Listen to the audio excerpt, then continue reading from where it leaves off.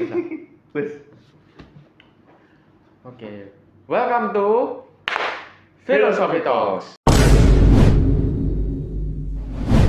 Nah, oke, sekarang jadi di kesempatan kali ini kita akan ngobrol ya, Iya, benar. ngobrol tentang lingkungan. Lingkungan ya, tapi sebelum itu, ini kita konten yang pertama kali sejak kapan ya? Waduh, sejak tahun lalu sih lebih tepatnya ya. Sejak tahun lalu sejak dia lulus ya. Vakum juga katakanlah vakum ya gitu. Oh, vakum ya? Vakum. Bukan lulus ya? Lulus dan vakum. Dan vakum. Vakum acaranya. Oke, nah, benar. Oke. Nah, tentang lingkungan. Oke. Kenapa kok kita bahas lingkungan? Ya apa ya, lingkungan itu kan penting tuh. Maksudnya penting itu enggak cuma penting tentang harus dipelajari karena itu bagian dari pengetahuan, tapi ya lingkungan itu kan juga termasuk salah satu hal yang sangat aplikatif dan gampang dijumpai gitu. Terutama lingkungan hidup ya.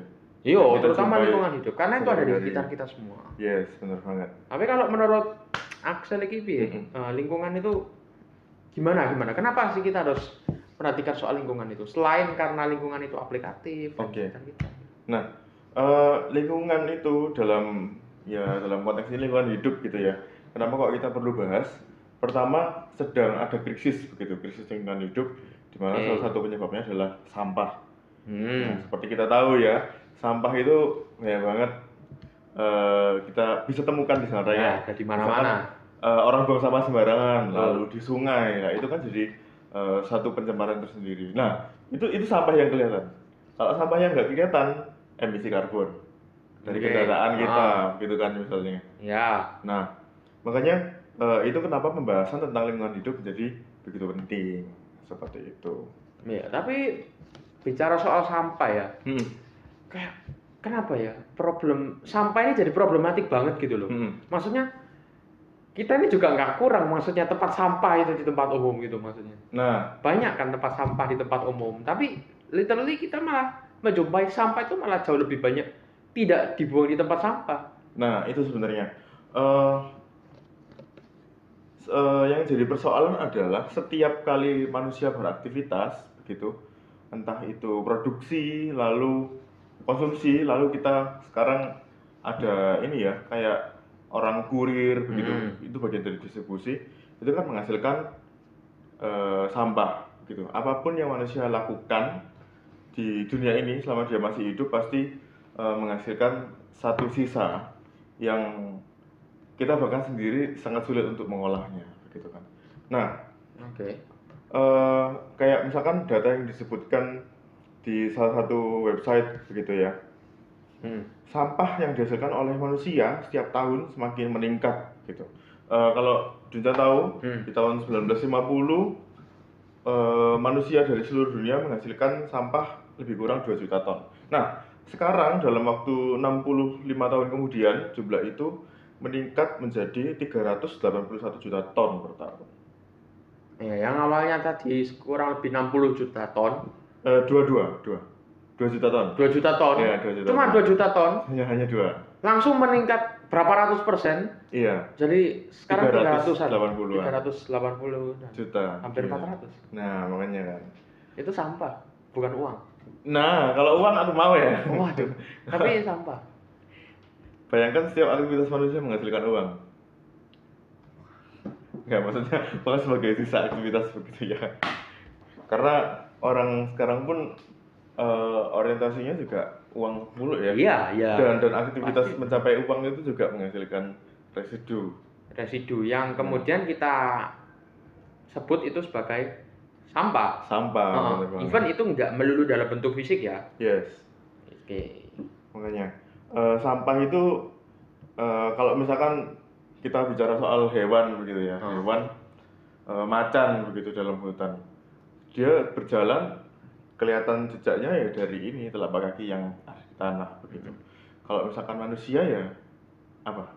Sampah itu habis minum ada fotonya dibuang. Iya. Nah, dibuang sembarangan. Benar, terutama dibuang sembarangan. Iya. Gitu. Tapi apakah persoalan sampah ini sebetulnya juga terkait dengan persoalan mindset masyarakatnya itu sendiri? Nah, untuk Ya itu tadi, kalau kita ngomong soal mindset manusia itu sendiri, kayak tadi aku bilang ya, manusia itu setiap aktivitas itu menghasilkan residu. Iya. Gitu. Nah, kita kembali ke zaman dulu. Kita kembali ke zaman purba gitu ya. Bahkan sudah ditemukan sampah purba. Ada disebut sebagai Ujogenmodinger atau sampah dapur gitu. Itu kan hasil aktivitas manusia apa? Mengkonsumsi. Mengkonsumsi hewan laut, ketika itu kerang-kerangan dan sebagainya. Nah, lalu juga masuk ke abad yang lebih modern gitu. Sampah ya tentu saja ya semakin berkembang ya. Setiap manusia hidup lalu hidup yang berkelompok dan kelompoknya itu semakin besar, misalkan jadi satu kota gitu misalnya. Nah, sampah kan semakin besar. Nah, ketika itu muncul cara pengolahan sampah, tapi ya nggak seperti sekarang ya. Ketika itu untuk menjaga pemandangan kota tetap baik, maka sampah dibuang keluar kota. Sampah ditransport ke luar kota. Iya, dioper ya katanya. Iya, dibuang ke luar tembok kota, gitu, agar tidak mempengaruhi apa yang ada di dalam kota. Lalu juga ada sampah itu ditimbun di bawah tanah, dan sekarang di dalam tanah gitu kan. Dan sekarang itu juga masih dilakukan. Gitu. Tapi ya masuk akal sih kalau seandainya kalau itu sampah yang kasarannya itu gampang diurai, kemudian ditimbun. Nah, itu kan masih bisa. Kemudian kalau mereka menimbun sampah yang tidak bisa diurai, kayak plastik. Iya, plastik. Yang uraiannya tuh bukan nggak bisa, susah gitu. Susah, benar banget. Susah, butuh waktu yang betul-betul lama gitu. Iya, benar. Dan itu kan nimbun yang nimbun yang kemudian itu dampaknya buruk. Mencemari juga ya. Betul, dampaknya buruk gitu loh, kayak mikroplastik, kemudian kerusakan lingkungan dan lain sebagainya. Lalu tanah itu kan juga jadi tercemar juga ya. Betul. Plastik juga. Itu masalahnya, mereka orang zaman dulu nimbun sampah di luar tembok. Nah, di dalam cantik, di luarnya. Iya, makanya. Tahu nggak, Duncan itu, Kenapa gue? Tahu nggak? bukan. Tahu nggak, plastik itu material yang ditemukan untuk menggantikan sesuatu sebenarnya. Plastik material yang ditemukan untuk menggantikan material sesuatu yang lebih. Ya, ketika itu dianggap mencemari begitu. Tahu nggak apa? Besi. Jadi ketika itu peralatan itu terbuat dari perunggu, lalu besi untuk gelas misalnya. Kalau sudah nggak dipakai, itu sudah dibuang. Begitu kan? Itu kan ketika itu menjadi problem serius. Iya, karena kita tahu betapa sulitnya mengolah besi. Besi. Meskipun sebenarnya hanya dilebur begitu, tapi juga membutuh pengolahan. Betul. Lalu muncul sampah yang istilahnya lebih efektif, gitu kan, untuk digunakan, lalu lebih reliable, bisa misalkan kalau kita bawa barang kan, kalau nggak dipakai sudah dilipat gitu kan, kresek begitu. Itu si plastik itu. Nah, semakin sekarang sampah itu jadi problem sendiri kan. Tapi tetap butuh problem sendiri yang kemudian yaitu mengantarkan pada bentuk-bentuk kajian baru nantinya. Ya, makanya kenapa muncul kajian etika lingkungan hidup misalkan filsafat? Ya karena itu tadi, melihat ada persoalan nih, ada krisis lingkungan hidup ternyata akibat aktivitas manusia, begitu. Dan krisisnya ternyata memang ketika disadari itu nggak bisa cuma diselesaikan dengan gampang gitu loh. Ya, benar banget. Apalagi sekarang kalau kita lihat misalnya dari seluruh dunia. Jangan dari seluruh dunia deh. Indonesia sendiri lagi gencar-gencarnya ngomong soal developmentalisme teknologi. Apa itu? Nah, developmentalisme teknologi itu dalam hal ini konteksnya adalah pengembangan besar-besaran dalam hal teknologi. Gitu. Kendaraan listrik, lalu ada wacana juga untuk, sekarang sudah jadi sih wacananya, soal bus kereta cepat. Bus kereta cepat. Gitu kan. Lalu panel surya gitu kan, lalu pokoknya IKN bahkan IKN itu kan juga masuk developmentalisme yang melibatkan teknologi gitu kan. Dan kita tahu semakin besar pembangunan semakin besar dampaknya, residunya juga semakin besar. Nah, ini menarik nih sebetulnya. Nanti dengan konsep ibu kota yang katanya environmental friendly itu, ramah lingkungan itu, kita bisa lihat nanti seberapa banyak sih mereka akan menghasilkan residu karena seramah-rampahnya kota itu terhadap lingkungan, mereka pasti tetap akan menghasilkan residu. Nah, kalau Duncan tahu juga, IKN itu ketika sekarang dibangun itu melibatkan aktivitas penebangan hutan. Nah, yang katanya family friendly itu. Nah, itu makanya kan. Yang katanya ramah lingkungan itu menebang hutan. Nah, itu makanya dan ya itu tadi setiap aktivitas kita kan menghasilkan sesuatu yang ya oke, kita bisa lihat yang oke-nya, tapi ada residunya begitu. Betul, iya. Nah, di IKN itu ya nanti bisa nilai. Iya. Kayak Anda disuruh mancing ikan tapi mancingnya pakai jala. Nah, enggak, suruh ngambil ikan tapi pakai bom. Waduh. Nah, itu kan mencemari lingkungan banget kan. Ya. Nah, selain juga ikannya yang mungkin ada ikan langka yang ikut mati, lalu terumbu karang juga ikut rusak. Iya, sama kayak misalnya kalau di IKN itu seandainya ya. Siapa tahu ada tumbuhan yang langka ternyata terbabat tanpa sengaja ya. Even tanpa sengaja. Tapi tetap mereka membabat kan, maksudnya menghabiskan lahan untuk membangun kota. Ya semoga ini jadi harapan ya. Iya. Ya semoga pihak pemerintah juga memperhatikan hal itu, misalkan dengan ya oke lah ditebang tapi nanti ditanami lagi. Misalnya. Betul. Seperti itu kan. Agar ya itu tadi agar tidak jadi apa ya, kita kenal kalau misalkan dulu itu ada istilah filsuf abad modern ngomong soal pengetahuan itu adalah kuasa. Dan di situ terlihat betul bahwa manusia itu kehendak untuk berkuasa, lalu menekankan bahwa dia makhluk paling rasional, lalu jadi chauvinisme rasional itu kan jadi sangat terlihat di dalam konteks developmentisme teknologi. Betul. Begitu. Ya sebetulnya tricky sih karena memang banyak hal-hal yang dikatakan ramah lingkungan tapi ternyata mengorbankan lingkungan itu juga. Nah, kayak misalkan ya itu tadi kayak kita mau bangun bendungan, tapi bendungan itu kan nanti akhirnya punya dampak tertentu. Betul.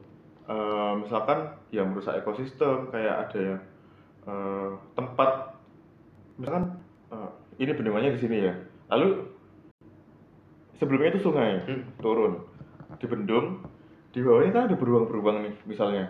Bisa. Sekelompok beruang. Nah, sekelompok beruang. Nah, beruang itu kan dapat makan dari sungai itu, misalnya ikan-ikan segala macam. Nah, kalau dibendung ikannya nggak ada, beruangnya makan apa, gitu kan? Jadi yang tak maksud dari yaitu tadi developmentalisme teknologi lalu mengarah ke chauvinisme rasional, gitu. Itu ya berakibat buruk begitu. Ya memang tricky sih sebenarnya ya. Karena hal-hal kayak gitu itu sebetulnya kontradiktif banget gitu. Benar. Jadi pengen yang terbaik, tapi dalam hal ini terbaik bagi manusia, tapi malah merusak lingkungan. Makanya itu. Begituan. Merusak lingkungan, kemudian hal-hal yang kayak misalnya kajian tentang lingkungan itu sendiri pun nggak terlalu diperhatikan kan. Nah, benar. Itu tadi di beberapa sekolah, di tempat pendidikan itu kajian tentang lingkungan itu malah banyak dikaitkan dengan agama, misalkan kebersihan sebagian dari iman. Nah itu kan. Oke lah, maksudnya masih masuk akal gitu, masih make sense gitu. Tapi kenapa? Apa tapinya? Iya, maksudnya itu rasanya seperti sesuatu yang dipaksakan gitu. Betul. Bahkan orang yang beriman pun, misalkan ya kita nggak tahu ya ukuran iman gitu. Apakah dia juga ikut berkontribusi dalam menjaga lingkungan? Ya kita nggak tahu kan. Bisa jadi orang yang dikatakan beriman itu lalu ingin memberikan dampak yang baik bagi manusia yang lainnya, tapi malah merusak lingkungan kan kita nggak tahu. Ya sama. Nah, jadi ya memang. Jadi sangat antropologis kan akhirnya. Iya sangat antropologis. Gitu. Dan juga ada, kalau misalkan ada upaya untuk mengatasi persoalan lingkungan itu pun ya bisa jadi itu demi manusia sendiri. Ya kan? Dalam etika lingkungan hidup kan kita bahas itu juga. Betul. Jadi menurut Axel ini gimana sih masalah sampah ini? Ini masalah yang penting atau penting? Hanya lalu lalang ini. Penting. Nah, malah pertanyaan selanjutnya, apakah menurut karena ini kita ketemu bahwa manusia ini sumber masalahnya sih. Ya kan, dari sedemikian hal yang menghasilkan bencana tadi, terutama lingkungan hidup, ditemukan bahwa manusia adalah penyebab utamanya. Nah, menurut Juncan, apakah manusia ini perlu ditiadakan? Nah, ditiadakan. Ya, ditiadakan ini pilihan yang ya apa ya, so-so juga sih. Dalam arti kayak kalau seandainya manusia tiada, oke lah maksudnya. Sampah itu berkurang, ya sampah itu berkurang. Oke, kita bisa bilang sampah itu berkurang. Tapi terus, apakah tujuan ditiadakannya manusia itu hanya untuk mengurangi sampah begitu?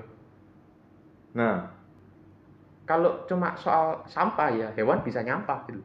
Ya oke. Tapi sampahnya hewan itu kan ya masih bisa terolah begitu ya. Sampah makhluk hidup lain, misalkan pohon, kalau nyampah dia menghasilkan oksigen. Oke. Ya kan? Dia kan mengkonsumsi karbon dioksida malahan kan, lalu menghasilkan oksigen. Nah, dan itu baik. Nah, itu baik. Persoalannya manusianya ini. Nah, apakah untuk mengatasi problem lingkungan kita harus mengeliminasi manusia? Oke, kita bisa mengeliminasi manusia, kemudian problem lingkungan terselesaikan. Nah, itu kan, itu pertanyaan lebih lanjut. Tapi berikutnya apa? Nah, kalau nggak ada manusia yang melakukan perbaikan lingkungan juga nggak bisa. Ya sama aja gitu loh. Ya, sebetulnya serba salah juga gitu loh. Dalam arti kayak kita bisa ngomong kalau soal mengeliminasi manusia akan mengurangi masalah sampah ini secara drastis gitu loh. Tapi kemudian berikutnya apa gitu loh? Berikutnya apa setelah sampahnya tiada? Apa beres gitu? Ya, maka kajian lebih lanjut tidak akan ada gitu loh. Iya. Karena manusianya nggak ada gitu loh. Nggak ada, ya oke. Lalu ya itu tadi ada kayak wacana, apa sih namanya, membatasi angka kelahiran. Lalu menurut Tuhan gimana? Membatasi angka kelahiran. Maksudnya karena semakin banyak manusianya, semakin banyak sampai di dunia. Ya itu tadi dari 1950 itu tadi, jadi yang sampai sekarang itu tadi jumlahnya semakin besar, 380 juta. Itu karena pertumbuhan manusia. Kalau Duncan tahu soal ini loh, generasi baby boomer. Itu kan karena itu tadi. Ya, peningkatan angka kelahiran yang begitu besar setelah Perang Dunia Kedua. Ya kan? Dan itu mengakibatkan pertumbuhan populasi juga cepat gitu loh. Dan meningkatkan, ya oke lah, semakin efektif pertumbuhan ekonomi. Tapi di satu sisi meningkatkan jumlah sampah juga gitu. Nah, menurut Juncan, apakah kita perlu membatasi jumlah kelahiran? Ya, sebetulnya kalau membatasi jumlah kelahiran itu tidak 100% efektif juga. Karena apa? Karena ya jumlah masyarakat, maksudnya jumlah orang-orang yang sudah berkeluarga dan memiliki kecenderungan atau potensi untuk melahirkan anak itu kan juga tinggi gitu loh. Iya. Karena apa ya? Karena ya mungkin ada anggapan kalau misalnya di masyarakat zaman sekarang mungkin anggapannya sudah agak berkurang, tetapi jika di anggapan masyarakat yang sedikit lebih tradisional kayak banyak anak banyak rezeki gitu kasarannya. Tapi kemudian nanti ya memang sebetulnya itu bisa jadi solusi gitu loh. Ini bisa jadi solusi. Tetapi juga pemerintah juga nggak kayak kasarannya ya, nggak bisa cuma mengandalkan menurunkan angka kelahirannya saja. Tetap harus diiringi dengan kajian-kajian yang lebih mendalam lagi tentang lingkungan. Harus ada kebijakan yang didasari oleh kajian. Betul, karena gitu seiring dengan berjalannya waktu perubahan zaman kan juga terjadi. Ya sih benar, aku setuju soal itu. Jadi negara itu juga harus punya andil ya soal itu. Kayak kita lihat negara ini ya, Skandinavia.